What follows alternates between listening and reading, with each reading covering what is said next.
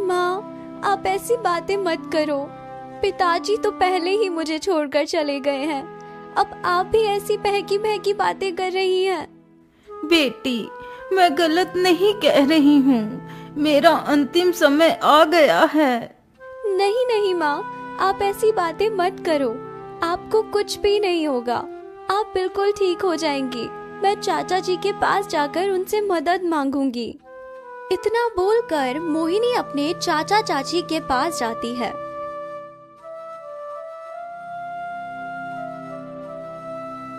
चाचा जी, मेरे साथ चलो। मेरी माँ की तबीयत बहुत खराब हो चुकी है। उन्हें दवाइयों की आवश्यकता है। अरे, हम क्यों तेरी माँ के लिए दवाइयाँ लाएं? पैसे तेरे बाप दे गया था। चल निकल यहाँ से। हम तेरे चाचा चाची नहीं हैं। इतना बोलकर उसकी चाची मोहिनी का हाथ पकड़कर उसे घर से बाहर निकाल देती है। बेचारी मोहिनी वहाँ से रोते हुए घर की ओर लौट पड़ती है। हे भगवान, क्या सारी दुनिया का दुख मेरे ही नसीब में लिख दिया है? पहले मेरे पिता को छीन लिया और अब मेरी माता की जान पर भी आ गई है और मैं कुछ भी नहीं कर पा रही। यह सारी बातें सोचते सोचते मोहिनी अपने घर पर पहुंच जाती है। अरे बेटी मोहिनी, तू कहाँ है? मुझे बहुत जोर की प्यास लगी है। मुझे थोड़ा सा पानी पिला दे। हाँ हाँ माँ, अभी आती हूँ। आपके पास ही आ गई। मोहिनी जल्दी ही एक ग्लास में पानी लेकर अपनी माँ के करीब पहुँचती है तो देखती है उसकी माँ इस दुनिया को अलविदा कहकर कब की जा चुकी है। माँ, ये आपको क्या हो गया माँ?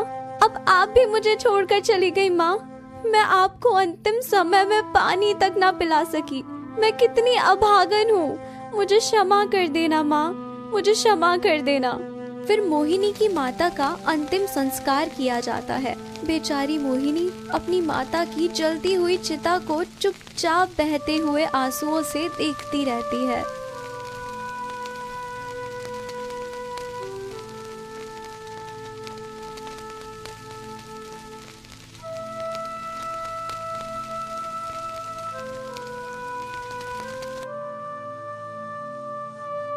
अरे, तुम मेरी बात को समझ क्यों नहीं रहे? देखो, मेरी बात को समझो। अब मोहिनी का यहाँ कोई नहीं बचा है। आज रात जब वह सो रही होगी तो हम उसी समय मोहिनी के ऊपर वार कर उसे मार डालेंगे और उसे बोरी में भरकर कहीं दूर जंगल में फेंक आएंगे। इस प्रकार इस घर पर भी हमारा अधिकार होगा। हे भगवान, ये मेरे चाचा चाची तो मुझे ही मारने की योजना बना रहे हैं। अब मैं क्या करूं? यदि मैं घर के अंदर गई तो यह दोनों मुझे मार डालेंगे। मैं ऐसा करती हूँ, यहाँ से कहीं दूर चली जाती हूँ। इतना सोचकर मोहिनी वहाँ से जंगल की ओर चल पड़ती है। वह चलते चलते घने जंगलों से गुजरती है। हे भगवान, इतने अंधेरे में तो कुछ भी समझ नहीं आ रहा कि मैं किस ओर को जा रही हूँ। मुझे तो बहुत डर लग रहा है। अंधेरा ज्यादा होने की वजह से वह कुछ देख नहीं पाती। वह चलते चलते एक शमशान में पहुँच जाती है।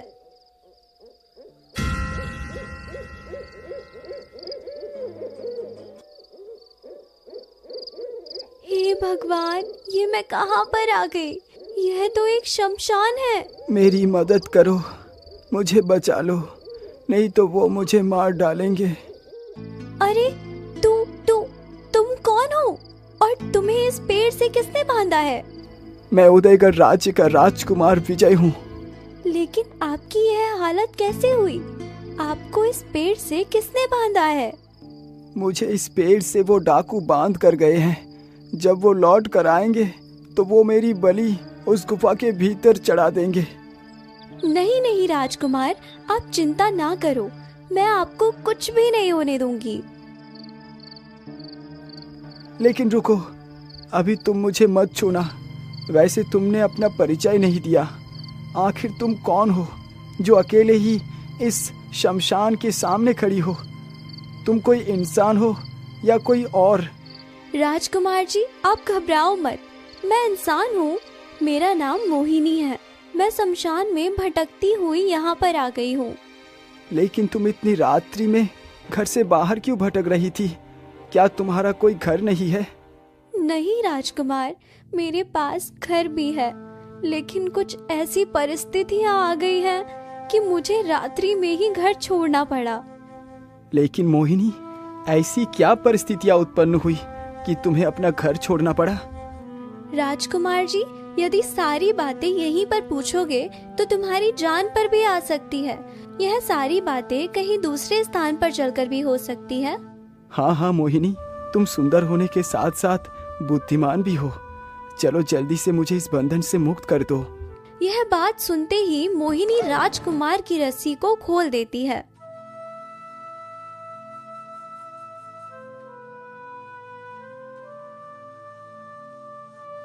चलो मोहिनी, उस ओर को चलो, मेरा राज्य उसी ओर है। वह दोनों उस ओर को चल देते हैं। रात का अंधेरा इतना भयानक था कि कुछ भी दिखाई नहीं दे रहा था। वह दोनों चलते चलते काफी दूर निकल जाते हैं। तभी राजकुमार का पैर एक सर्प के ऊपर पड़ जाता है, तो सर्प उसके पैर में डस लेता है। अरे राम राम राम, किसी ने मेरे पैर में काट लिया। अरे ये तो एक सर्प था। राजकुमार जी, आप घबराइए नहीं, आपको कुछ भी नहीं होगा। आप एकदम ठीक हो जाएंगे। मैं अभी दवाई को तोड़कर ले आती हूँ। मोहिनी बिना देर किए वहाँ से दवाई लेने के लिए दौड़ पड़ती है। हे भगवान, आखिर वह कौन सा पौधा था जिसे मेरी माँ ने मुझे बताया था कि जब भी कोई सर्प किसी को काट ले तो उस पौधे की पत्तियों के रस को उसके घाव पर लगाने से जहर खत्म हो जाता है। यहाँ तो कहीं भी वह पौधा दिखाई नहीं दे रहा। हाँ, वो रहा पौधा। पौधा देखते ही मोहिनी उस पौधे के पास पहुंचकर उस पौधे से पत्तियां तोड़ती है और पत्तियां लेकर तुरंत ही राजकुमार के पास पहुंच जाती है। राजकुमार जी, आप हिम्मत मत हारिए, मैं दवाई की पत्तियां ले आई हूँ, आपको कुछ भी नहीं होगा। मोहिनी तुरंत ही उन पत्तियों का रस निचोड़कर राजकुमार के घाव पर डालती है। कुछ देर में ही दवा अपना असर दिखाती है। राजकुमार पूरी तरह स्वस्थ हो जाता है। वाह मोहिनी वाह, यदि आज तुम नहीं आती तो मैं शायद जीवित नहीं होता। मैं तुम्हारा धन्यवाद कैसे करूं, कुछ समझ नहीं आ रहा। कोई बात नहीं राजकुमार जी, आपकी रक्षा करना मेरा कर्तव्य था। वाकई ही मोहिनी, मैंने तुम्हारे जैसे बहादुर और नेक दिल युवती नहीं देखी। आखिर तुम कहाँ से आई हो, कौन हो तुम? फिर मोहिनी अपनी सारी दुख भरी कहानी राजकुमार को सुनाने लगती है। मेरा इस दुनिया में कोई भी नहीं बचा। मेरे चाचा चाची भी मेरी जान के पीछे पड़ गए हैं। क्या करूं, कुछ समझ नहीं आ रहा। नहीं नहीं मोहिनी, तुम दुखी ना हो। तुम्हारे साथ जिसने भी अन्याय किया है, मैं उसे जीवित नहीं छोड़ूंगा। तुमने मेरे प्राण बचाए हैं, इसीलिए मेरे ऊपर तुम्हारा अधिकार है। यदि तुम बुरा ना मानो तो मैं तुमसे एक बात कहना चाहता हूँ। हाँ हाँ, बोलिए राजकुमार, आप क्या कहना चाहते हैं? मोहिनी, तुम मुझे बहुत अच्छी लगी। तुम्हारे जितना ख्याल मेरा कोई भी नहीं रख पाएगा। इसीलिए क्या तुम मेरे साथ विवाह करोगी? राजकुमार के मुख से यह बात सुनकर मोहिनी की खुशी का कोई ठिकाना ही नहीं रहता। क्या हुआ मोहिनी, तुम कहाँ खो गई? तुमने मेरे प्रश्न का उत्तर नहीं दिया। राजकुमार जी, मैं आपके साथ विवाह अवश्य करूंगी। तो फिर ठीक है मोहिनी, तुम मेरे साथ मेरे राजमहल चलो।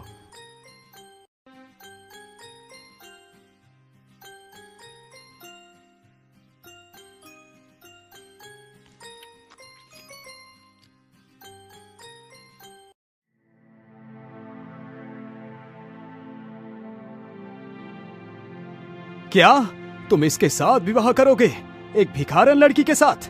यदि मैंने ऐसा किया तो क्या इज्जत रह जाएगी मेरी? अरे तुम्हारे लिए तो बड़े बड़े देश विदेश की राजकुमारी अभी शेष है।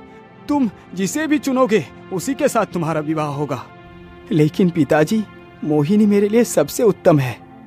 पुत्र, मैं मानता हूँ कि मोहिनी ने तुम्हारे प्राणों की रक्षा की।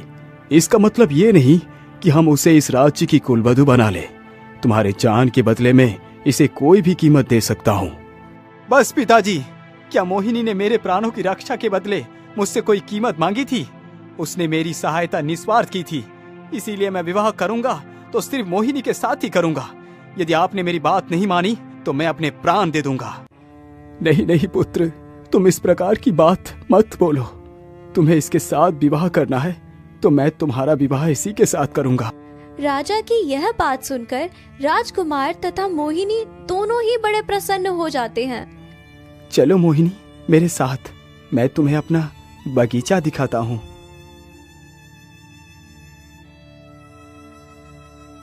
महाराज, यदि ऐसा हुआ तो आप क्या मुंह दिखाएंगे अपने संबंधियों को कि आप एक भिखारन को अपने बहू स्वीकार कर लिया? लेकिन मंत्री जी, इसके अलावा मेरे पास दूसरा कोई रास्ता नहीं है। मैं अपने पुत्र को खो नहीं सकता।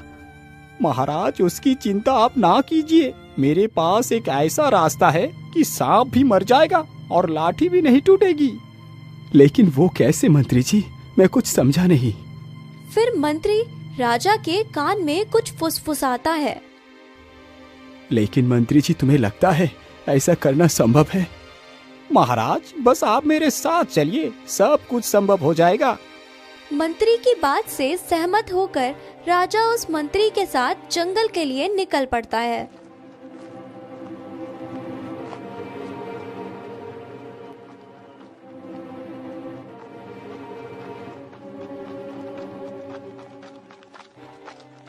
वह दोनों चलते चलते एक गुफा के पास पहुंचते हैं। महाराज, इसी गुफा में हमें चलना है। हम अपने अपने घोड़े को इसी स्थान पर छोड़ देते हैं और गुफा के अंदर चलते हैं।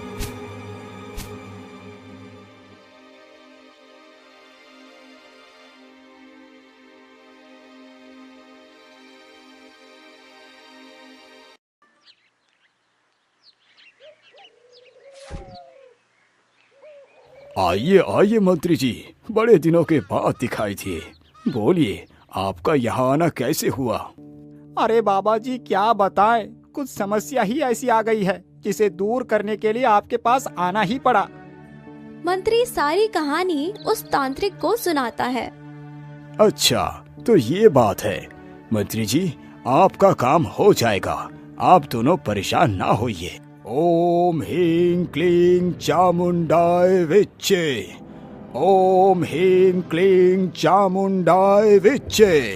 तांत्रिक काफी देर तक मंत्र उच्चारण करता रहता है। महाराज, ये सुई लीजिए। इस सुई को आपको आधी रात में चुपके से उस लड़की के बालों में घुसा देनी है।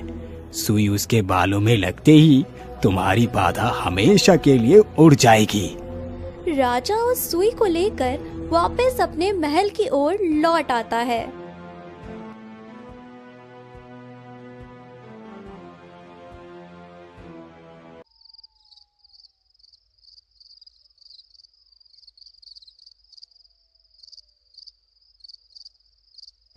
मंत्री जी, मेरे हिसाब से तो अब आधी रात गुजर चुकी है।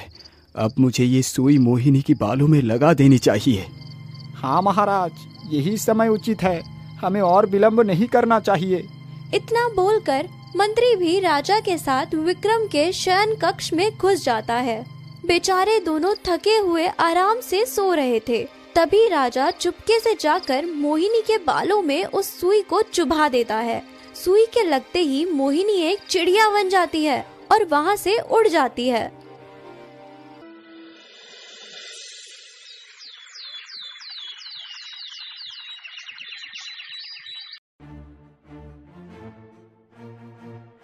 अरे, मोहिनी कहाँ चली गई? वो तो मेरे साथ ही सोई थी। मुझे लगता है मोहिनी सुबह जल्दी उठकर बगीचे की ओर टहलने के लिए चली गई होगी। चलो चलकर देखता हूँ। राजकुमार जल्दी ही अपने बगीचे में जाकर देखता है, लेकिन बगीचे में कोई भी नहीं था।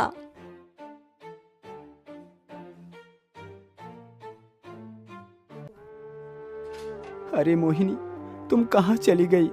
देखो मोहिनी, तुम मुझे और परेशान ना करो। तुम जहाँ कहीं भी हो, मेरे पास आ जाओ।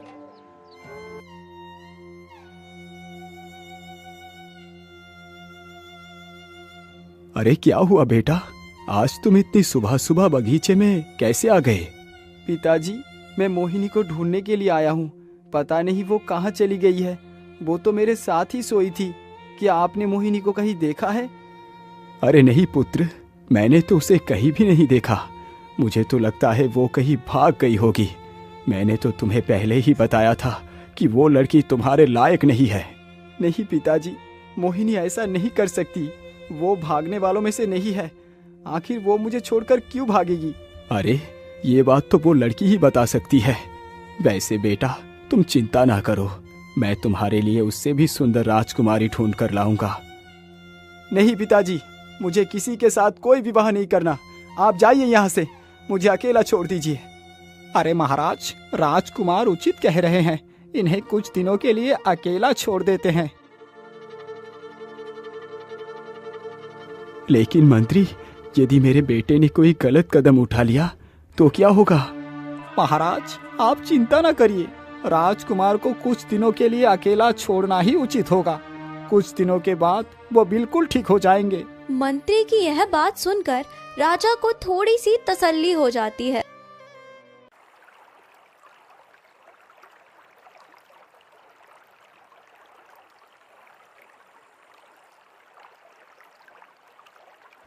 आखिर मेरी मोहिनी कहाँ जा सकती है? राजकुमार जी, मोहिनी कहीं भी नहीं गई। वो तो आपके पास ही है। देखो, मैं तुम्हारे सामने ही बैठी हूँ। अरे तुम कौन हो चिड़िया, और तुम मेरी मोहिनी को कैसे जानती हो? राजकुमार जी, मैं कोई चिड़िया नहीं हूँ, मैं ही तो हूँ तुम्हारी मोहिनी। ये क्या बकवास कर रही हो चिड़िया? ऐसा कहकर तुम मेरा अपमान कर रही हो। इसका दंड तो तुम्हें अवश्य मिलेगा। ठीक है राजकुमार जी, दे दीजिए दंड। मार दीजिए मुझे, क्योंकि मैंने अपने संपूर्ण जीवन में सिर्फ दंड ही पाया है। यदि सचमुच तुम मेरी मोहिनी हो तो बताओ, तुम्हारी ये हालत कैसी हुई? राजकुमार जी, मेरी इस दशा के जिम्मेदार आपके पिता हैं। फिर चिड़िया सारी दास्तान राजकुमार को सुनाती है। मोहिनी, तुम मेरे पास आओ। मैं देखना चाहता हूँ कि पिताजी ने तुम्हारे कहाँ पर सुई चुभाई थी। यह बोलकर राजकुमार उस चिड़िया के सर को सहलाने लगता है। तभी उसके हाथ में वह सुई महसूस होती है। अरे ये क्या? मुझे लगता है वो सुई अभी भी तुम्हारे सर के अंदर ही है। तुम रुको, मैं अभी इसे बाहर निकालता हूँ।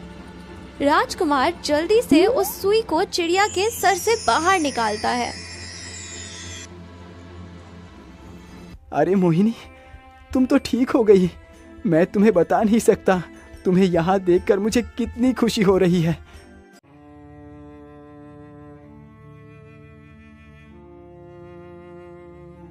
पिताजी, मुझे तो शर्म आ रही है आपको अपने पिता कहते हुए। अरे आप अपने अभिमान के लिए अपने ही पुत्र का घर उजाड़ने चल दिए थे। आज से मैं आपका पुत्र नहीं रहा। आपका ये राज्य आपको ही मुबारक हो। मैं हमेशा के लिए इस राज्य को त्यागता हूँ। चलो मोहिनी। रुक जाओ बेटा, मुझे क्षमा कर दो। मुझसे बहुत बड़ी भूल हो गई। ये राज्यपाट, सुख सुविधा तुम्हारे लिए ही तो है पुत्र। यदि तुम ही नहीं होगे तो ये वैभव किस काम का। मत जाओ पुत्र, मैं अब अपनी सारी गलती को स्वीकार करता हूँ। मुझे क्षमा कर दो। राजकुमार जी, आप अपने पिता को क्षमा कर दीजिए। गलती तो इंसान से ही होती है। उन्हें अपनी गलती का पश्चाताप है। आखिर वह तो आपके पिताजी ही हैं। ठीक है, यदि ऐसी बात है तो मैं आपको क्षमा करता हूँ। लेकिन याद रखना, यदि भविष्य में कभी ऐसा हुआ तो मैं भी अपने प्राण त्याग दूंगा। नहीं नहीं पुत्र, तुम ऐसा मत बोलो। अब ऐसा कुछ भी नहीं होगा, मैं वचन देता हूँ। फिर बड़े ही धूमधाम से दोनों का विवाह हो जाता है।